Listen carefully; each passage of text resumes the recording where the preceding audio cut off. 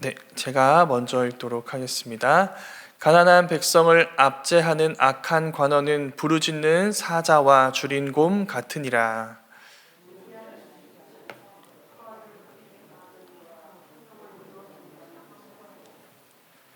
사람의 피를 흘린 자는 함정으로 달려갈 것이니 그를 막지 말지니라.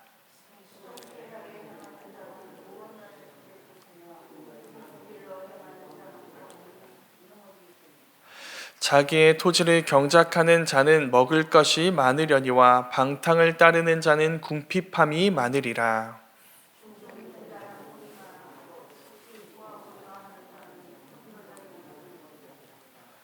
사람의 낯을 보아주는 것이 좋지 못하고 한 조각 떡으로 말미암아 사람이 범법하는 것도 그러하니라.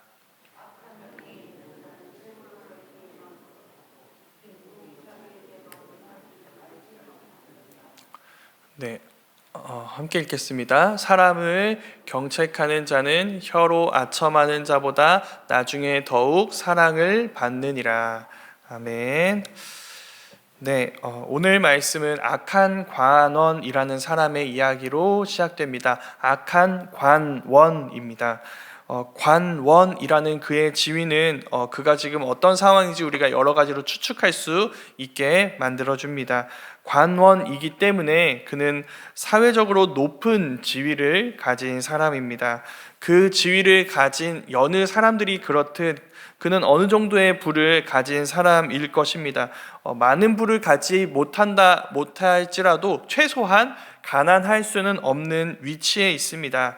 그가 지금 하는 일, 그 지위에서, 그 자리에서 하는 일은 자기보다 형편이 훨씬 좋지 않을 것이 분명한 가난한 백성을 압제하는 일입니다. 이런 그의 모습으로 우리는 많은 것을 생각할 수 있습니다. 당연한 얘기지만 그는 악한 사람입니다. 그 뒤에 비유적으로 나오는 표현처럼 그는 부르짖는 사자와 같이 굉장히 위협적인 존재라는 것을 우리는 알 수가 있습니다. 그런데 그게 그에 관한 설명의 전부는 아닙니다. 그는 부르짖는 사자인 동시에 줄인 곰 같은 자입니다. 줄인 곰. 그러니까 지금 그는 배고파하고 있는 것이죠. 그가 가진 것으로 만족하지 못하고 있는 사람인 것입니다. 바로 이 점에서 볼 때 먼저 제가 이 악한 관원을 옹호하는 것이 아니라는 것을 밝혀드립니다.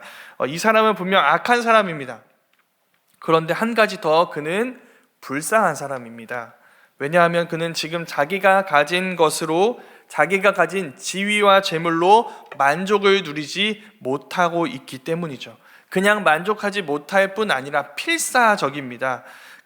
부한 사람, 돈이 많은 사람의 것을 강탈하는 것을 넘어서 가난한 자들, 힘이 없는 자들, 불쌍한 지위적으로 볼 때 불쌍한 사람들의 것을 빼앗기까지 하는 정도로 굉장히 몸부림치고 있는 것을 보고 있는 것이죠. 자기에게 만족하지 못하기 때문에 16절 말씀은 그런 이 사람을 무지한 사람이라고 이야기합니다.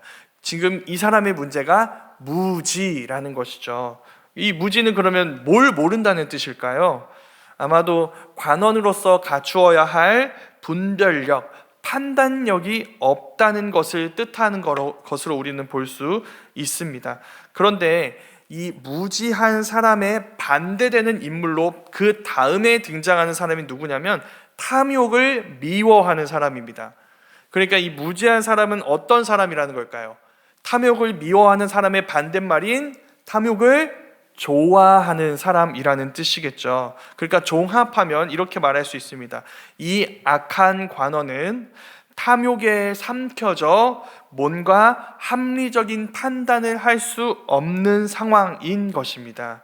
이런 그가 선택하는 일이 무엇인지 17절 말씀은 피 흘리는 데까지 나아간다라고 이야기합니다. 그러니까 지금 이 사람은 피 흘리는 데까지, 사람을 죽이는 일에까지 지금 치닫고 있는 것을 알 수 있는 것이죠. 이런 사람이라면 어떻게 해야 할까요? 막아야겠죠. 이 사람이 하는 일을 막아야 할 것입니다. 그런데 성경은 그를 막지 말라고 이야기합니다. 왜냐하면 그가 지금 이미 스스로 있는 힘껏 자기를 망하게 할 함정으로 달려가고 있기 때문입니다. 그는 최선을 다해 비참한 결말로 지금 나아가는 중인 것입니다. 이후에 이어지는 모든 말씀, 우리 28절까지 말씀인데, 그 28절까지 말씀 나오는 이 11절의 논리는 지금 우리가 나눈 이 논리에서 더 나아가지 않습니다. 더 다양한 표현으로 여러 이야기를 통해 지금 우리가 나눈 이야기를 표현할 뿐인 것이죠. 우리가 이미 나눈 탐욕과 만족의 문제, 그리고 빨리 부해지고 싶으니까 속여서 빨리 부해지는 문제와 성실하게 일해서 부를 가지려고 하는 이런 문제, 그리고 그 모든 목적지가 핵심적으로 이렇게 나옵니다. 이 모든 문제는 지금 선과 악의 문제, 미련함과 지혜의 문제라는 것이죠. 그래서 이걸 다 요약해서 말하면 이렇게 말할 수 있습니다. 지혜로운 사람은 성실하고 정직하게 행해서 만족을 누리는 사람입니다. 그러나 어리석고 미련한 사람은 탐욕에 삼켜져 빨리 부해지기 위해서 속이고 거짓을 행하고 이렇게 해서 속히 부하고자 하는 사람인 것이죠. 그래서 특별히 우리가 조금 깊이 보지 않고 그냥 자연스럽게 특별한 생각 없이 순진한 마음으로 읽으면 오늘 말씀은 사실 우리가 잘 아는 이야기입니다. 이미 잘 아는 내용이죠. 우리가 이미 잘 아는 것처럼 올바로 사는 것이 지혜입니다. 그리고 그렇지 않은 삶은 어리석은 삶이기 때문에 우리가 이걸 거부해야 합니다. 그렇기 때문에 지금 오늘 우리가 읽은 말씀은 우리에게 이 내용을 알고 있냐고 묻지 않습니다. 대신 다른 것을 묻습니다. 성도님들은 정말 성도님이 알고 있는 이 올바른 삶이 지혜로운 삶이라고 믿으십니까? 우리의 말보다 정직한 우리의 삶은 정말 정직하고 속이지 않고 성실하게 하는 삶, 여호와께서 말씀하신 대로 사는 삶, 내게 주어진 부를 만족할 줄 아는 삶을 지혜로운 삶이라고 고백하고 있습니까? 더 쉽게 질문을 해보겠습니다. 성도님들은 60년 만에 부자가 된 사람의 책과 6개월 만에 부자가 된 사람의 책 중에 어떤 책을 읽으시겠습니까? 성도님들이 최근 어떤 사람에게 굉장히 핫한 이슈를 하나 듣게 되었습니다. 아직 법으로 규제되지는 않았습니다. 근데 양심이 좀 저촉되는 일이에요. 누가 봐도 좀 잘못이라고 말할 수 있는 단기간 부자 프로젝트를 알게 되었습니다. 성도님들은 그 일을 하는 게 아니라 하지 않는 게 지혜라고 여기십니까? 수많은 경우에 그렇지 않은 것을 우리는 보게 됩니다.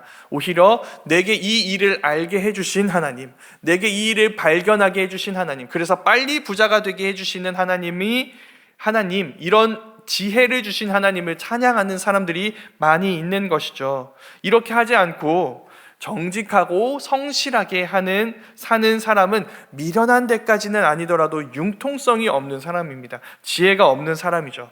그러니까 그런 사람을 보고 이런 것들을 지혜로 여기는 사람은 그런 사람들을 보고 내게로 와서 좀 지혜를 배워라 라고 말하는 것을 우리는 또한 볼 수 있습니다. 이게 우리가 처한 현실이기 때문에 이 현실에 직면해야 우리는 그 다음 단계로 이동할 수 있기 때문에 우리가 이 현실에 직면해 봐야 됩니다. 직면했으니 질문해 봐야겠죠. 왜 우리는 이런 것을 지혜로 여기는 걸까요?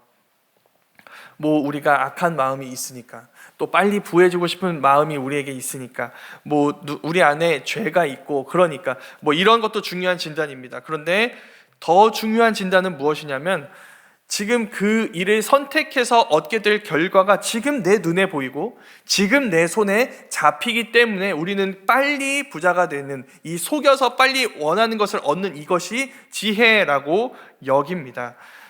그 반대는 그렇지 않습니다. 성실하고 정직하게 일하는 자에게 약속된 많은 양식, 오늘 말씀이 이야기하고 있죠. 많은 양식을 얻을 것이다. 이게 곧바로 보이지 않습니다. 가난한 자를 구제한다고 바로 내가 처한 궁핍에서 벗어날 수 있는 것이 아닙니다. 그렇기 때문에 우리는 빨리 우리가 원하는 것을 얻을 수 있고 지금 눈에 우리 손에 잡힐 것이 보이는 그 길을 지혜라고 여기는 것이죠. 우리는 이미 알고 있는 것입니다. 잠언에서 약속하는 이 결과는 동화책에서나 나올 법한 이야기지, 성경에서나 나오는 이야기지, 현실은 그렇지 않다는 것입니다. 우리가 사는 곳은 어디인가요? 성경도 아니고 동화도 아니고 현실이죠. 그러니까 우리가 읽고 고백하는 지혜는 잠언의 지혜일지는 몰라도 실제 우리가 삶에서 따르는 지혜는 아닌 것을 우리는 보게 되는 것입니다. 그래서 무엇이 잠언이 말하는 지혜인지 아는 것보다 중요한 것은 그 지혜가 정말 우리의 지혜가 되는 일입니다. 오늘 말씀이 그저 동화책 속에 있는 이야기, 성경 속에 있는 이야기가 아니라 우리의 삶으로 오기 위해 우리에게 필요한 것은 무엇일까요?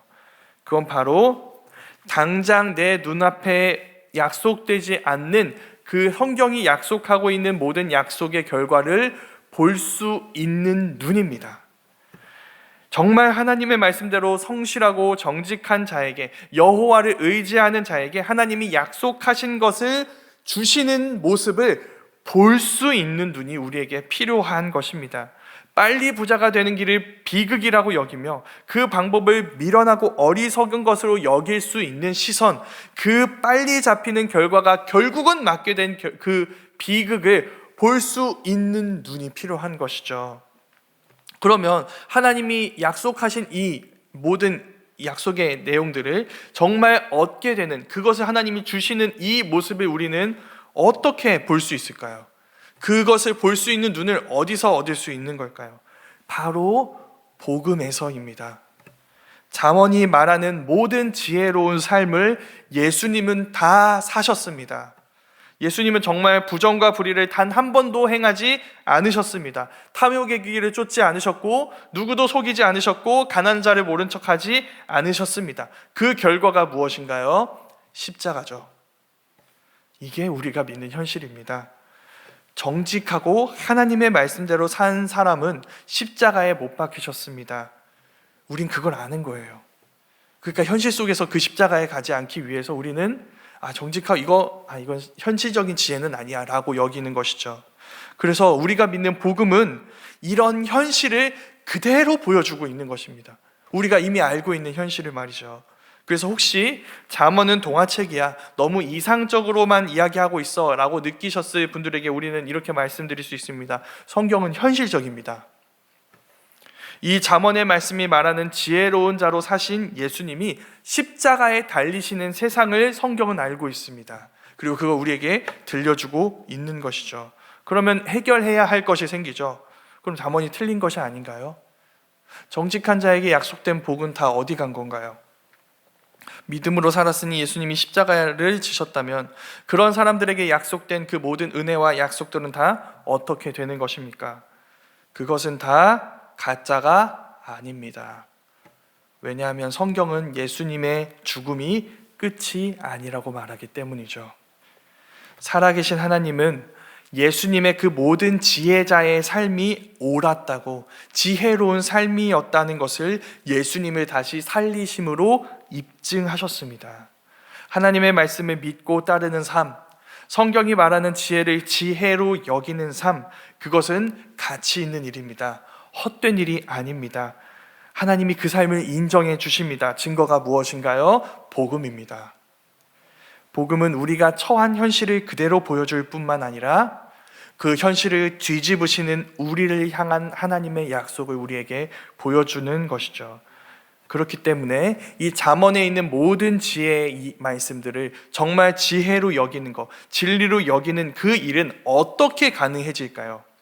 예수님을 믿음으로 가능해지는 것이죠. 우리는 예수님을 의인으로, 지혜자로 믿고 인정할 때에만 그분을 쫓을 수가 있습니다. 우리의 탐욕과 현실이라는 이 세상의 지혜에서 우리를 건지시는 그 예수님의 구원을 경험할 때에만 우리는 그 세상이 말하는 지혜를 지혜로 여기지 않고 예수님이 보여주신 이 잠언의 지혜를 정말 지혜로 여기며 따라갈 수 있게 되는 것입니다. 그 삶을 통해 우리는 예수님의 죽음을 경험하게 되고 예수님의 부활을 또한 경험하게 되는 것입니다. 그래서 결론입니다. 우리 모두가 정말 우리의 복음이 되시는 예수님을 믿었으면 좋겠습니다. 오늘 말씀을 온전히 따라가신 예수님의 삶과 선택을 지혜라 여겨주신 하나님의 인정을 따라 우리도 예수님의 삶을 지혜로운 삶이라고 인정하고 그 삶을 따라가는 지혜자의 삶을 살아갈 수 있기를 원합니다. 그래서 이 세상이 말하는 지혜자의 삶이 아니라 성경이 말하는 지혜자의 삶, 그 예수님의 삶이 우리의 삶으로 드러나고 나타나게 될 수 있었으면 좋겠습니다. 그렇게 지혜로운 삶을 살아갈 수 있는, 오늘 말씀에 따라 지혜로운 삶을 살아갈 수 있는 우리 모두가 되기를 간절히 소망합니다. 네, 기도하겠습니다. 하나님, 오늘도 주의 말씀과 주를 향한 기도로 하루를 시작하게 해주신 은혜에 감사드립니다. 주님의 지혜가 우리의 삶에서도 지혜로 고백되기 원합니다. 그 지혜가 진짜 지혜라는 사실을 입증한 복음이 우리의 삶 속에서도 믿어지고 고백되어지고 경험되어지기를 소망합니다. 우리에게 믿음을 주시고 그 믿음으로 주님이 가신 그 지혜자의 삶을 따라가게 하옵소서. 우리의 삶을 통해 이 세상은 절대 알 수 없는 우리가 주님을 경외하는 그 지혜가 무엇인지 드러나게 하옵소서. 예수님의 이름으로 기도하옵나이다. 아멘.